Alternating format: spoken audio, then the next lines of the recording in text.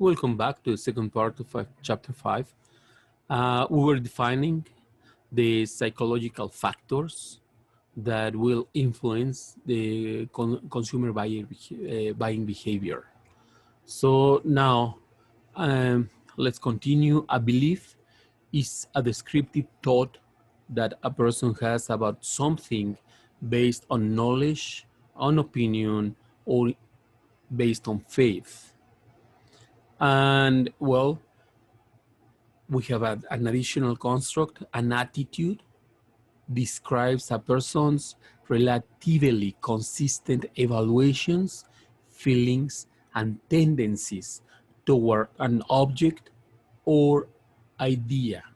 So you have experiences, you have beliefs, and will help you to shape attitudes towards something. And those attitudes are so difficult to change. Um,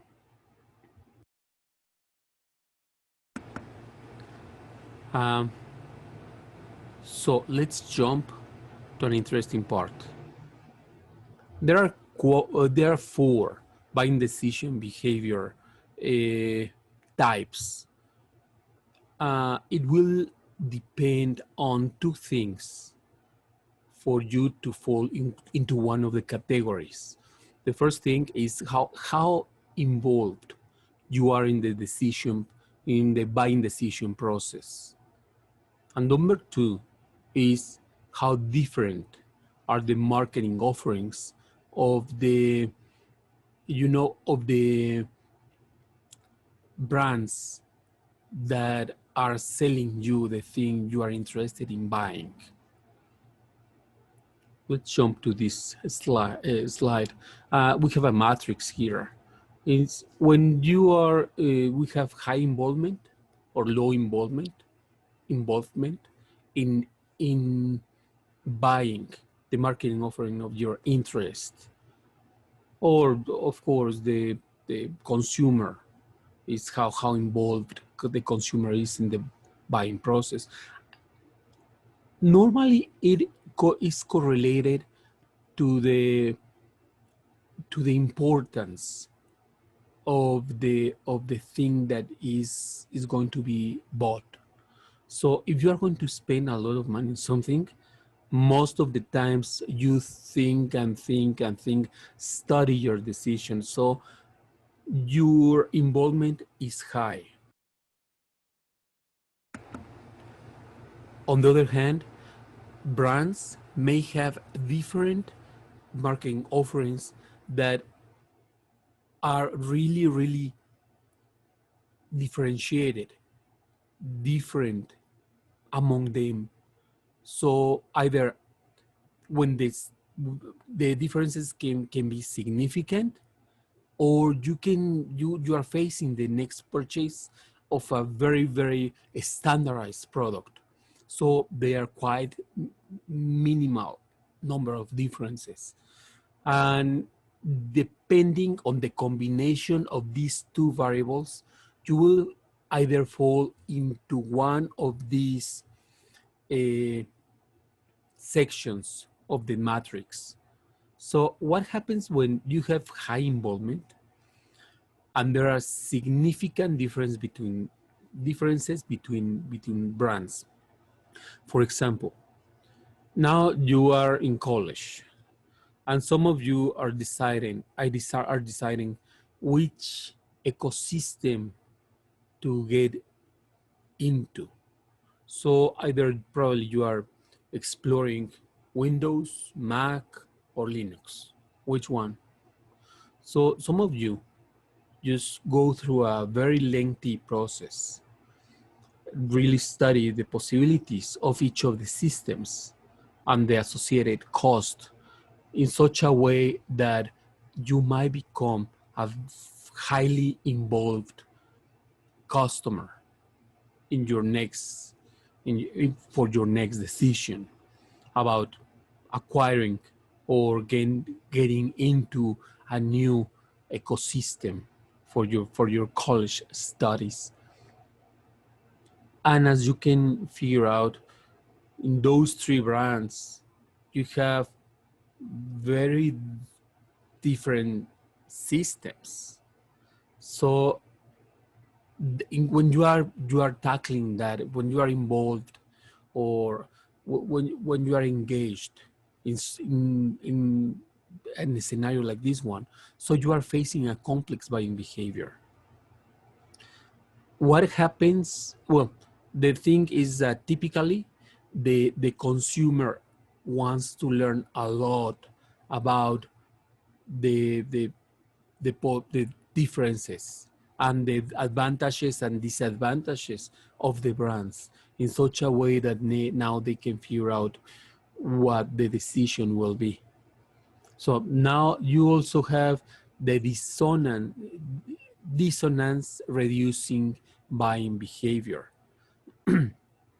And as you can tell from Matrix, it involves high involvement of the decision taker, but also there are very few differences among brands. So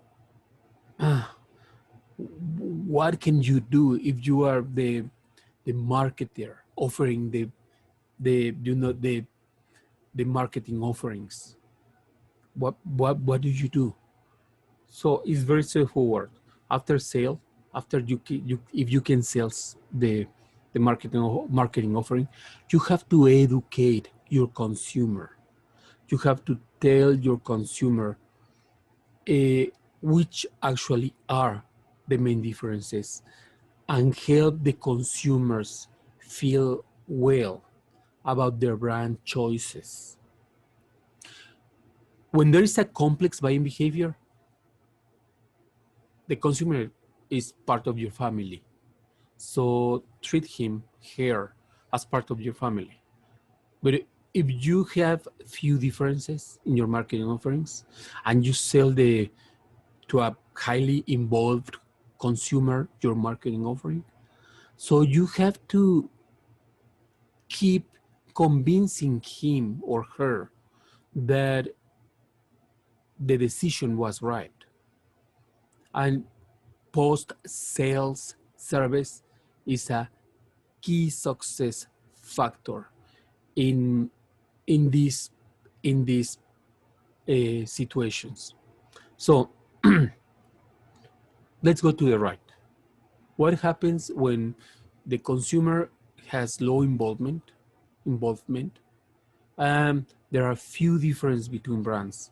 Well, normally the consumer will fall into the type of buying behavior of habitual buying behavior.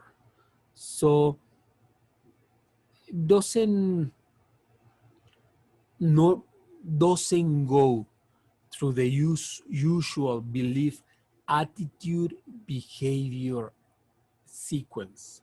Belief, attitude, behavior sequence.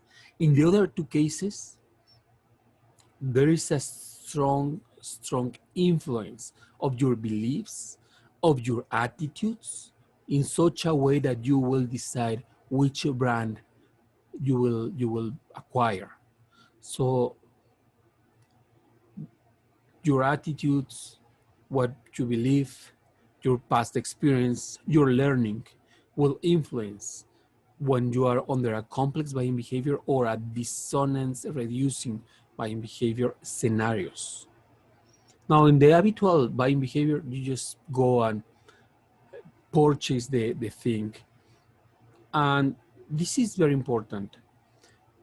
When the consumers are exposed to advertising about they are used to buy, they passively receive the information. They don't try to learn more.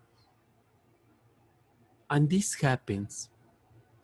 For example, it's very sad, but in this next time, this is your country, this is your decision, this is your future. You might probably are being you are receiving a lot of political advertising about the the political competitors. You might be tempted by following the habitual buying behavior, and might probably you want to be more involved, and probably you might want to go towards a complex buying behavior and get more involved. And more involved could mean just get informed, get information, learn what your options are, because this is your future, this is your country, this is the decisions that will shape your future actually.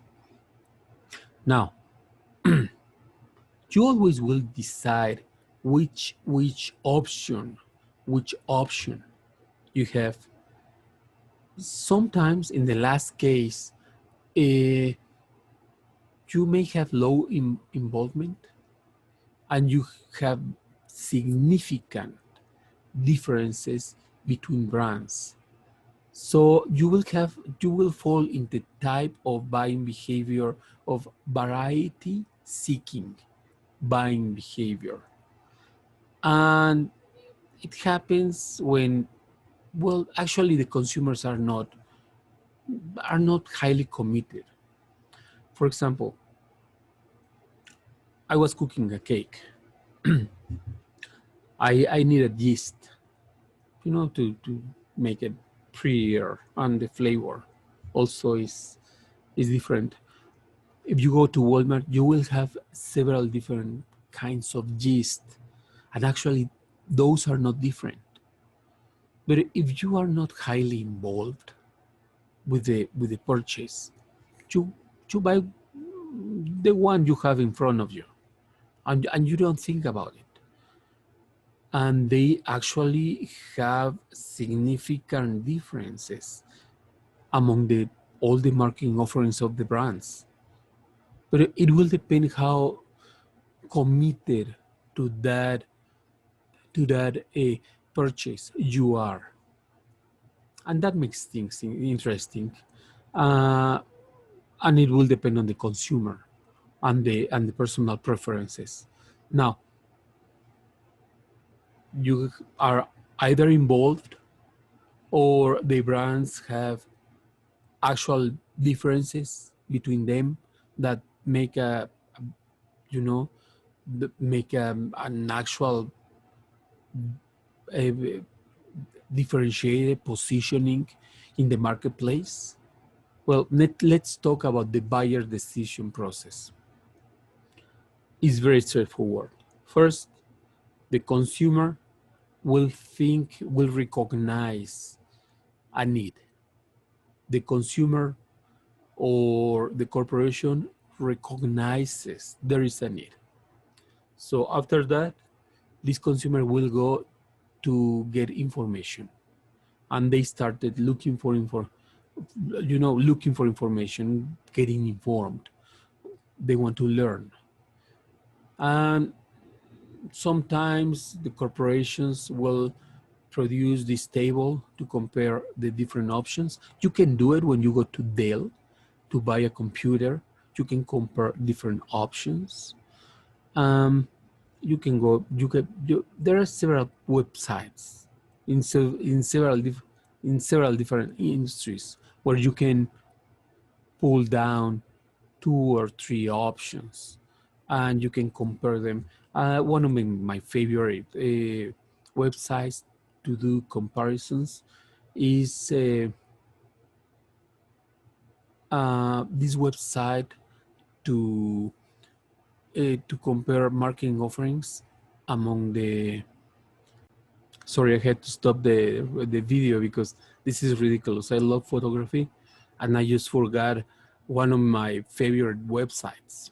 Okay, if you go to dxomark.com, you will be able to compare cell phones, but in terms of the quality of the pictures they take, or lenses for cameras, or sensors for cameras. And it's very comfortable, and is quite well documented, and the research is quite solid, so you can figure out how good is the sensor of your cell phone to take pictures. So corporations evaluate alternatives. Individual consumers as well do that, and they take the purchase decision. They go for one of the marketing offerings, and very important, the after sales uh, efforts from the corporations will make a big difference. Remember, we saw marketing systems. In marketing systems, we talked a little bit about customer relationship management, CRM. I also mentioned it. There are a couple of certifications you can take to learn more about customer relationship management systems in such a way that you are more marketable when you are looking for a job. Well, the main topic on that family of systems is about analyzing, controlling the post-purchase behavior of your clientele, of your customers. Now,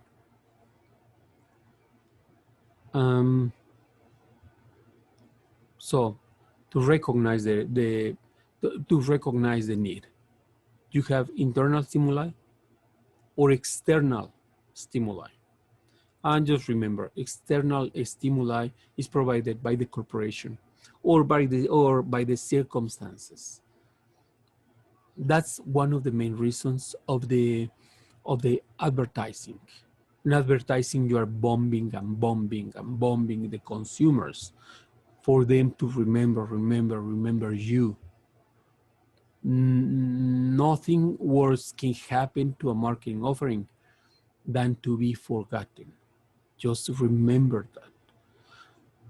In politics, one of the main secrets is don't let people forget about you. Just remind them you are there. And of course, the internal stimuli will come from the needs of the consumer himself, herself, or itself. Now, the second step, remember, the first step was the need of recognition. The second step is information search. And there are specific sources of information. Personal soft sources are the most effective, and that's the reason you want to study the word of mouth and social networks. Because those personal sources are the best way to sell something to somebody.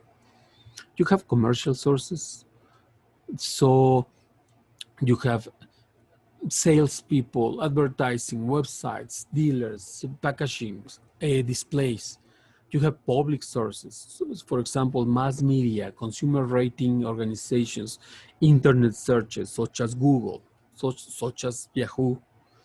And you have experiential sources, which is somebody telling you how to use the product. I mean, it's when you test the product. Remember, Amazon Prime will offer you now today this service Wardrobe. I'm sorry about pronouncing that word; it's so difficult. Wardrobe, where you can test up to 8 products for 1 week without paying for them. And well, the main goal of Amazon is for the consumer to have available a source of information, an experiential source, in such a way that you can include that marketing offering as part of your options to buy something. Now, you evaluate alternatives, and those, or normally in the computer, in the corporations, there will be 2 criteria to decide to buy something. Is either most quality, the best quality you can find in the market, or the best price. Normally, it will be in that way. Porter, the former director of the Harvard Business School, actually he mentioned it in his book, in his very famous book, Three Options. He said either you sell by price, the best price, either or you sell by quality, your quality is the best, or you sell by technological advantage. Your product is the only one capable of this and that functions. Now, at the end, you will take a decision, or the consumer will take a decision, and may not, the intention may not be the purchase decision. Probably you are not going to take the decision because somebody sells attitude, or because there are unexpected situational factors in such a way that probably you will stop and you are not going to buy the thing you were going to buy, or the consumer will stop purchasing your marketing offering. That's something you don't want to happen. But those are the two main categories on the reason why they don't, at the end, they don't buy from you. Now, this is quite of one of the most important things for this chapter, the post-purchase behavior. Is the difference between the consumer expectations and the perceived performance the one that will make the determination about consumer satisfaction. Again, the consumer has expectations. They are probably not telling you you have to be the best, the most beautiful, as you know, overacting. Some personal relationships could be like that. You don't have to be perfect. You only need to produce what is expected from you. That means your marketing offering has to be enough to cover what is expected that marketing offering to be. And it will depend on perceived value. Perceived value. You might not realize that, but if you are using T-Mobile in your cell phone service, it doesn't work here. It actually doesn't work. They don't have enough antennas covering this area. So they have a business partner, which is this US Union Network or something like that is the name of this company providing cell phone services in this area of Laramie and mostly in Wyoming. So what you believe is a good performance from somebody living in a big city, like for example in Chicago, is quite different to that person experiencing the same need of good cell phone service in Wyoming. Either you are more flexible into accepting in the fact that accepting you don't have a good service, or you are more tolerant or much more intolerant. Whereas in large urban places like Chicago and all the surrounding area, everywhere you go, you will have a good, a nice cell phone service. So expectations on the quality of the service, the expectation of the performance of that marketing offering is different from one user to the other. And the intelligence is located in understanding which one is your segment, which one is your target, who is your customer, what your customer is doing. Now, there is something called cognitive dissonance. And this is this happens is that discomfort caused by post-purchase conflict, and this mostly happens when you have a major purchases. You bought a car and you say, oh my God, did I do something the right thing?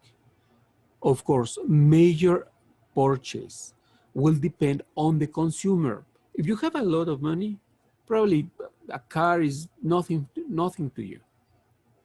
If you are really just surviving, the purchase of a computer may be a major purchase. It will be adjusted to who the consumer is, and as well the economic factors. Now, there is another construct you have to know. This is quite important, and this is the consumer journey. The customer journey is the sum of the ongoing experiences consumers have with a brand that affect their buying behavior, engagement, and brand advocacy over time. So there is a whole process from the time you just met the brand, and in the literature is called awareness, up to the time that you have consumed so many times the brand and you know so well this brand that now you are a promoter of the brand. You believe so much on that brand that you recommend openly your brand to everybody. And that's what a good marketer wants from the customer. In regarding the adoption process, just a comment. A new product is a good service or idea that is perceived, is thought by the consumer as something that is new to him or to her. Believe it or not, to many people, many people, cell phones are kind of new, are just new. There is an actor, a very well-known actor, old actor. I think he's Christopher. Well, eventually I will figure out the name of this actor. There is an old actor that I don't remember his name. He doesn't have a Facebook. He doesn't have a computer. So, and he's the actor that has acted the largest number of times in a movie as compared to any other actor. Is the kind of the most hired actor. He has been in like 170 something movies. He doesn't have a computer. So whatever is inside of a computer is quite new to him. And again, we are going back to chapter 4. You have to know who your customer is. If you know who your customer is, you will figure out, you will be able to tell this marketing offering, this tablet, these these shoes with these new materials are new for this customer. Nonetheless, they have been in the market for a long while. There is an adoption process. I told you their consumer journey has different steps.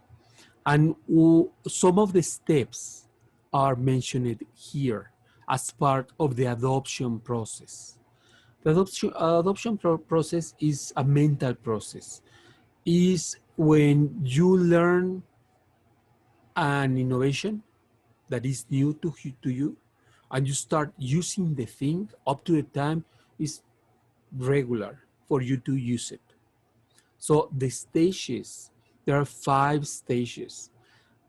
The first one is you meet the product. There is awareness. Number 2, not because you met the product, you're interested in the product. There is another process, which is somebody has to sell to you the product. And this is when somebody sells to you the product, probably you get interested or curious. So the consumer starts seeking information about the new product. The third one is the evaluation. So the evaluation is, okay, what about if I try it? Is it a good idea or not? So you go to start looking for somebody to get an opinion, start talking around. You are evaluating, just trying the product. The next step is the trial. So you say, okay, I will give it a shot. Let's see what happens. And so no, that's the next stage on the adoption process. And the last one is when, okay, they convince me. I will use this thing. Why is this so important? From the awareness to adoption. Because there is a curve that you follow. Let me go back. Based on how prone you are towards new products, new marketing offerings, the scholarship has already categorized consumers on 5 groups. Okay? So the first group is the innovators. And the innovators are kind of venturesome. These guys will try anything new and they will just try, and they don't mind risking about new marketing offerings. Early adopters are those who already the new thing is there. For example, this week they will announce the new Apple Watch 6 and the new iPad. So many people will just wait a little bit for especially the operating system to be more stable, and they will go and purchase one of those marketing offerings. And on average, probably the adopter of one of those products will take probably 6 months in getting convinced and going physically out of their houses to go to a store or probably online to purchase one of these marketing offerings. So the early adopters will buy them, let's say, 2 months after the launch. The innovators are placing the orders today, at this time, at this moment of this recording. The early mainstream is you have an average of 6 months. Okay, they wait probably 5 months to adopt the new thing that is on the market. The late mainstream, those guys are skeptical in such a way that they say, well, I don't know if that thing is going to work. So let's wait 8 months, 9 months. So everything is stable, all the bugs have been fixed, and nonetheless it will be kind of old. It's a good product. So I will live happy with it. And the lagging adopters, that's the last segment. And those people, only when a product becomes a tradition itself, they will be eager to go and purchase that thing that is available. So forget about them. Probably if the mean, the average of acquisition for this new marketing offering is 6 months, probably they will take 1.5 years, probably 2 years, up to the time, well, everybody has the this marketing offering. Why don't you? And they say, well, yes, okay, it's okay. And now, finally, this is kind of a taxonomy of how it behaves. So the 2.5% of the consumers are innovators. They are very few, 2 out of 100. 13.5% will be early adopters. So in our example, those were the guys that 2 months after the launch, they purchased.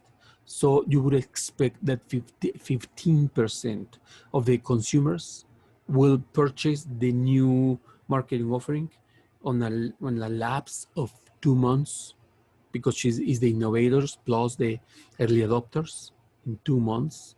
So you can figure out your cash flow, assuming an average of the acquisition of the new marketing offering, an average of 6 months after launch.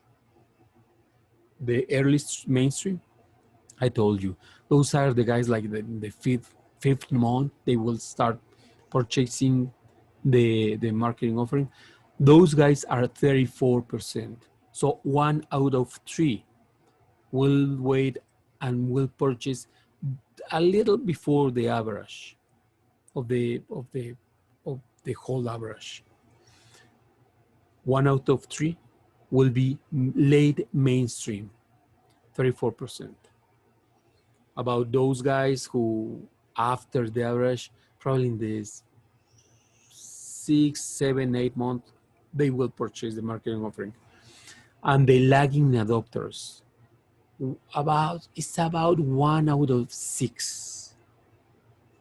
About the same proportion as the innovators plus the early adopters will be those guys who will wait 1 year and a half, 2 years, up to the time somebody tell them, hey, uncle, you don't have an iPad. Everybody's doing everything in an iPad. They will say, okay, I will align with whatever is now a tradition. This ends chapter 5. Thank you for watching, and I will see you in class. Thank you, guys.